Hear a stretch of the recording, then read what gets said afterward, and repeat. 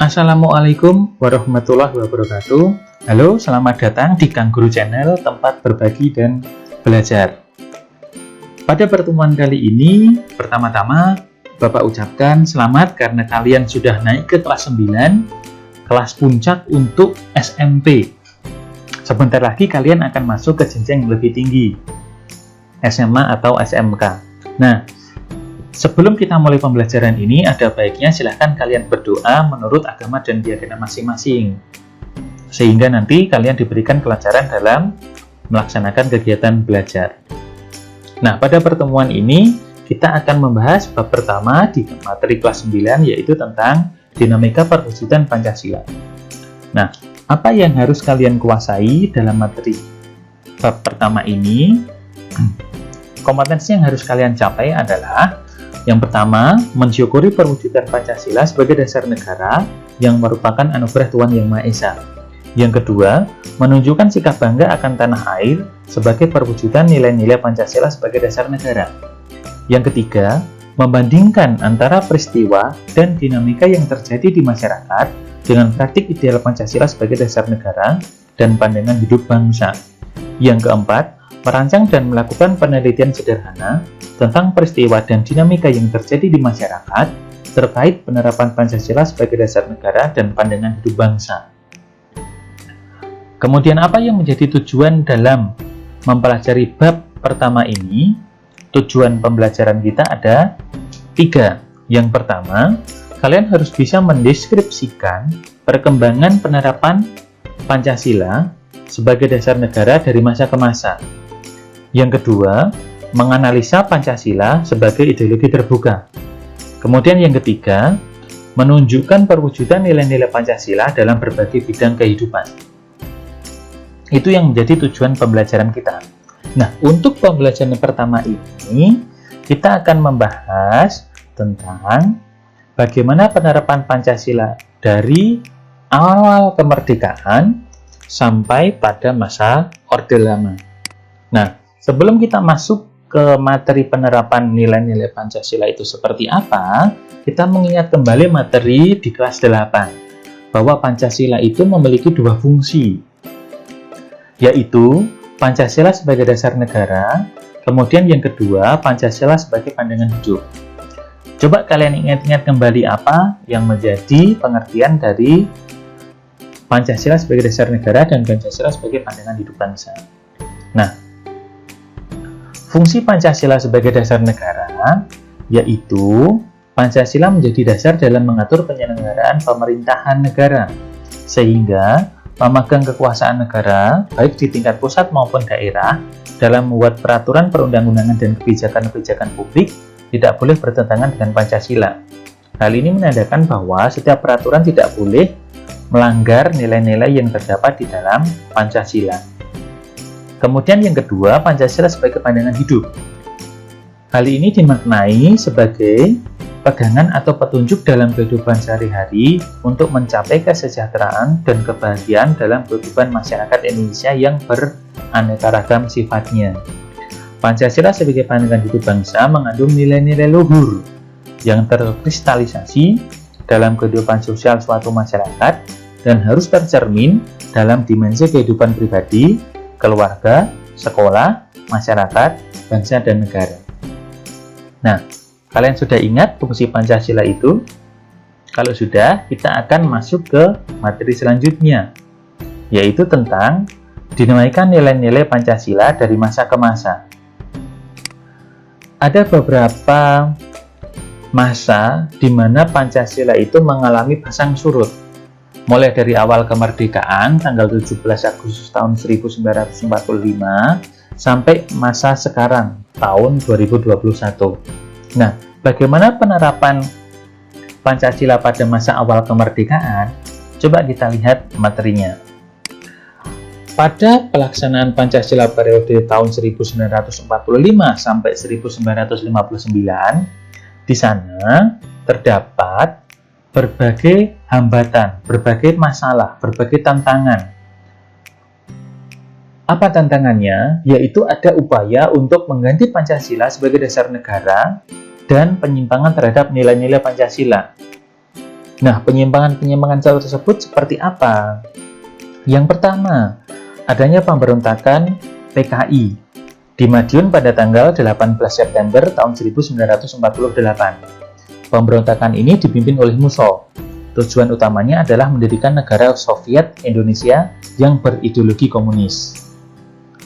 Kemudian yang kedua, yaitu adanya pemberontakan Darul Islam atau Tentara Islam Indonesia yang dipimpin oleh Sekar Maji Marijan Kartosuwiryo. Pemberontakan ini ditandai dengan didirikannya Negara Islam Indonesia atau NII oleh Kartosuwiryo pada tanggal 7 Agustus 1949. Tujuan utama dari didirikannya NII yaitu untuk mengganti Pancasila sebagai dasar negara dengan syariat Islam. Kemudian yang ketiga, adanya pemberontakan Republik Maluku Selatan atau RMS. Gerakan ini merupakan sebuah gerakan separatisme atau gerakan untuk memisahkan diri dari Negara Kesatuan Republik Indonesia yang dipimpin oleh Christian Robert Stephen Sumokil. Tujuan dari RMS sendiri yaitu untuk membentuk negara sendiri yang didirikan pada tanggal 25 April tahun 1950. Yang keempat yaitu adanya Pemerintah Revolusioner Republik Indonesia atau PRRI atau Perjuangan Rakyat Semesta yang disebut dengan Permesta yang dipimpin oleh Sarifuddin Prawiranegara dan Vence Sumual pada tahun 1957 sampai 1958 di Sumatera dan Sulawesi.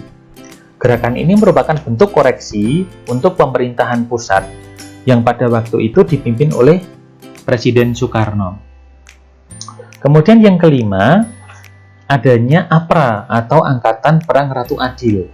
Angkatan Perang Ratu Adil ini merupakan milisi yang didirikan oleh Kapten Kenil, yaitu Raymond Westerling pada tanggal 15 Januari tahun 1949. Westerling memandang dirinya sebagai Sang Ratu Adil, yang diramalkan akan membebaskan rakyat Indonesia dari tirani.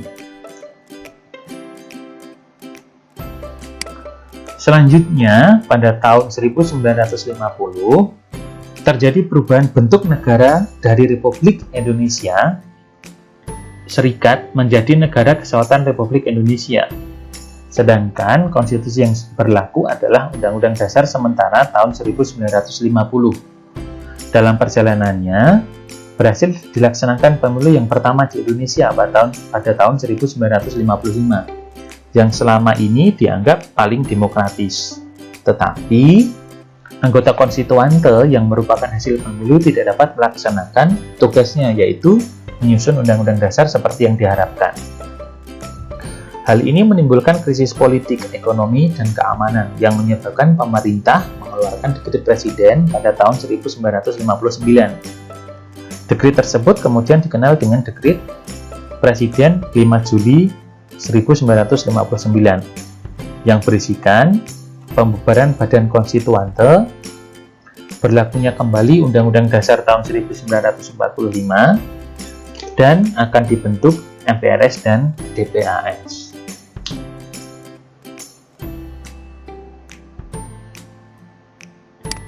Selanjutnya kita akan melihat bagaimana penerapan Pancasila pada masa Orde Lama.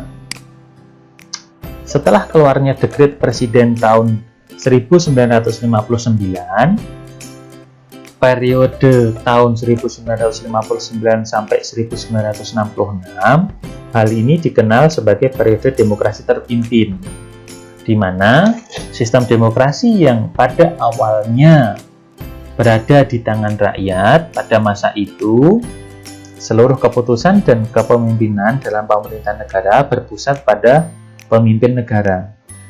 Pemimpin negara pada saat itu adalah Presiden Soekarno, sehingga menimbulkan gejolak di berbagai wilayah di Indonesia. Pada periode ini terjadi pemberontakan PKI pada tanggal 30 September tahun 1965 yang dipimpin oleh DN Aidit. Tujuan dari pemberontakan ini adalah menjadikan negara Indonesia sebagai negara komunis yang berkiblat ke negara Uni Soviet, serta mengganti Pancasila dengan paham komunis. Pemberontakan ini dapat digagalkan. Semua pelakunya berhasil ditangkap dan dijatuhi hukuman sesuai dengan perbuatannya. Kemudian, beberapa penyimpangan terhadap Pancasila dan Undang-Undang Dasar diantaranya sebagai berikut. Yang pertama, Presiden Soekarno ditetapkan sebagai Presiden seumur hidup berdasarkan TAP MPRS nomor XX tahun 1963 yang menyebabkan kekuasaan Presiden semakin besar dan tidak terbatas.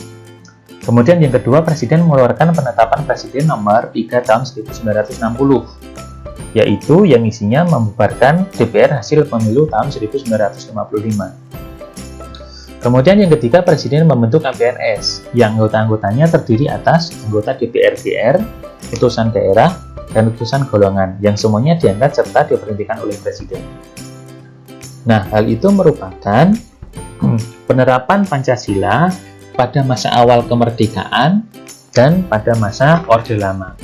Nah, bagaimana? Apakah kalian sudah memahaminya?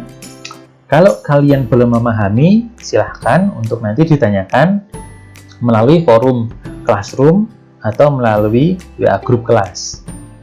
Kemudian, untuk selanjutnya silahkan kalian mengerjakan LKPD yang sudah disediakan di dalam kolom deskripsi atau yang sudah diberikan di dalam forum kelas atau LMS.